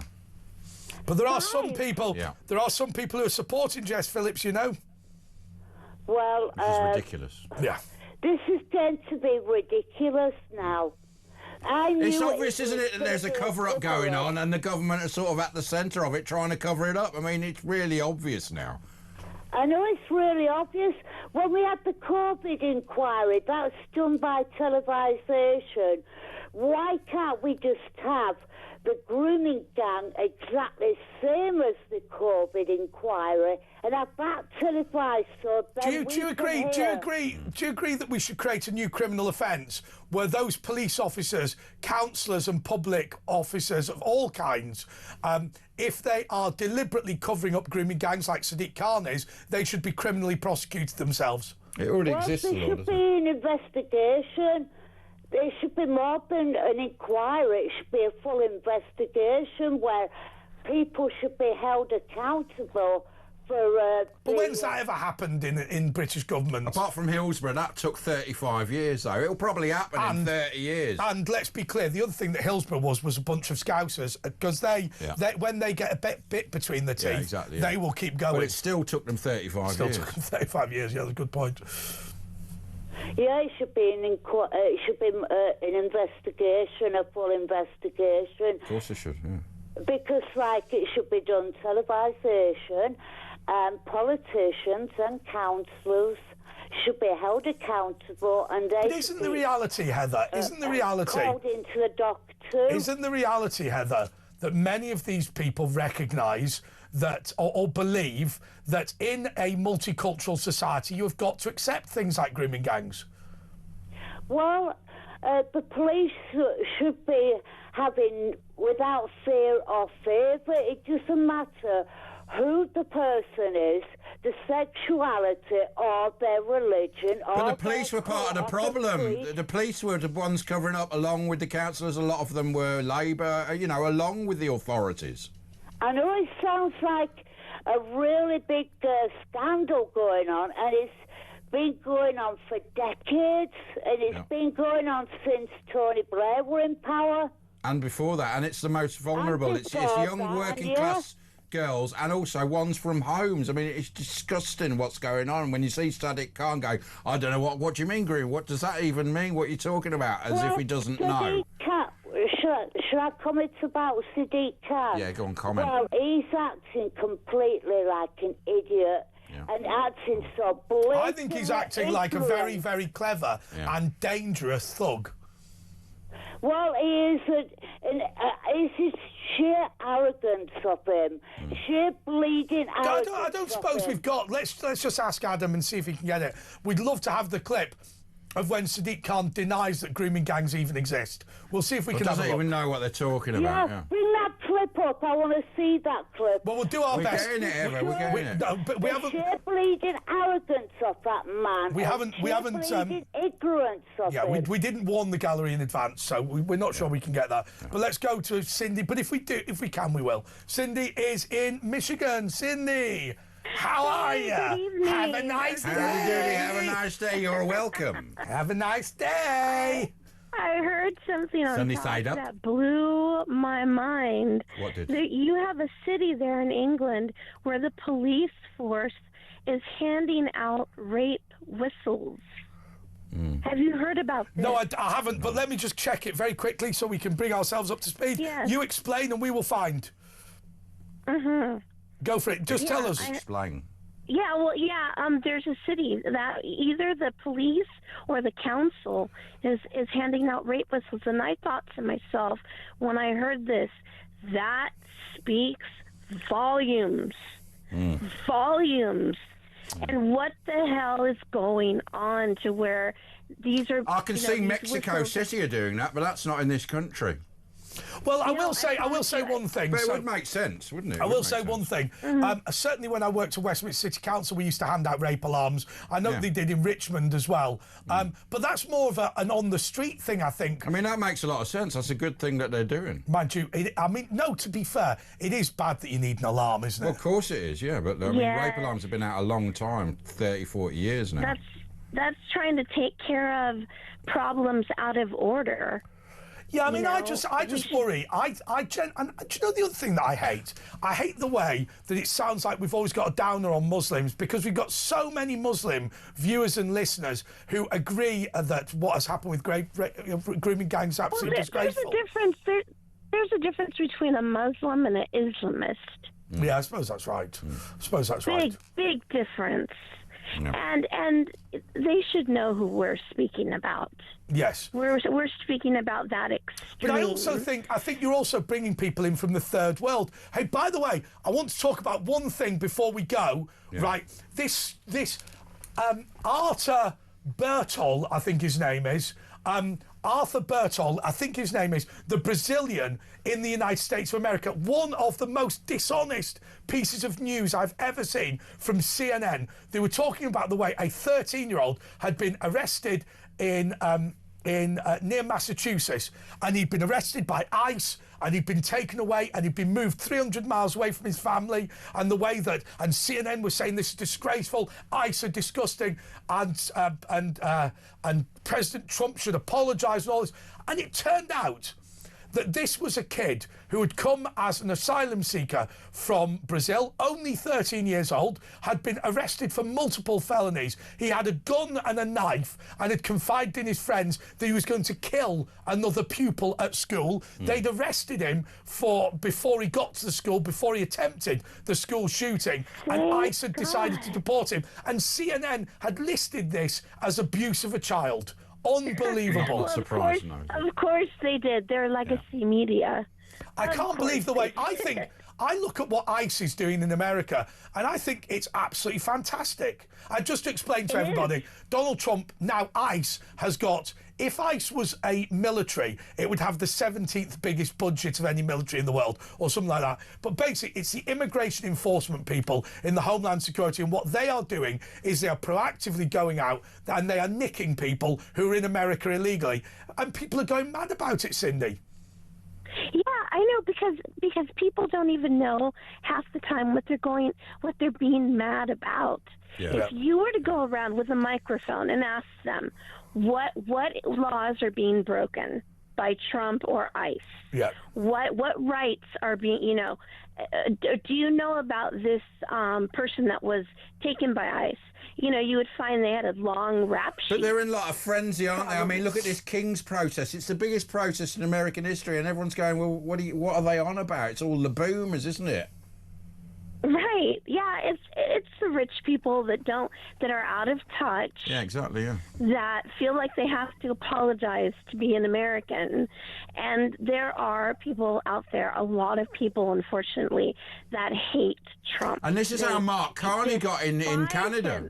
This is because all the boomers went, Trump's saying he's taking over, which he obviously was never going to do, and they voted in that buffoon who ran our Bank of England. Into the ground. Yeah. They just, anything that Trump does is wrong. They do the opposite. But what upsets me, one of the things that frustrated me with the United States of America, if you think about it, the United Kingdom bet the farm that we couldn't be the richest and most powerful country on earth anymore, but we could pick which one was the richest and most powerful country on earth. So we've invested a significant amount in the United States of America being successful. And then you get the Americans coming along going, oh, well, who cares?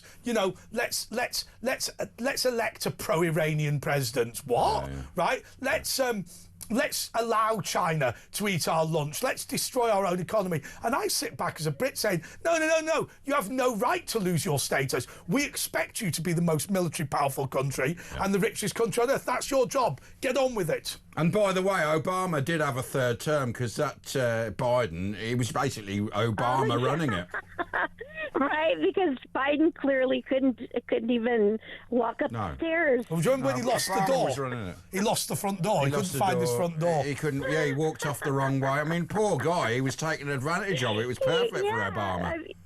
He didn't even know which direction was up. I mean, actually, that was the thing, because one of the things in America, they often say that honesty in public office is one of the things they're very strong on, because they don't have a king or queen to get rid of people who are causing trouble. That level of dishonesty about Joe Biden's health was terrifying. But also, look at Obama was destroying America. He was saying, oh, yeah, give Iran nuclear weapons. Let's bring in millions of immigrants. He was totally not what he seemed, Obama. Oh, no. Oh, no. And with Biden, the level of dishonesty is criminal, if you ask me. He didn't even know he was. It's very criminal. Yeah, man. Yeah. Anyway, can you go on for another minute? If you want to watch the video about this kid, this 13-year-old, it is on my YouTube channel.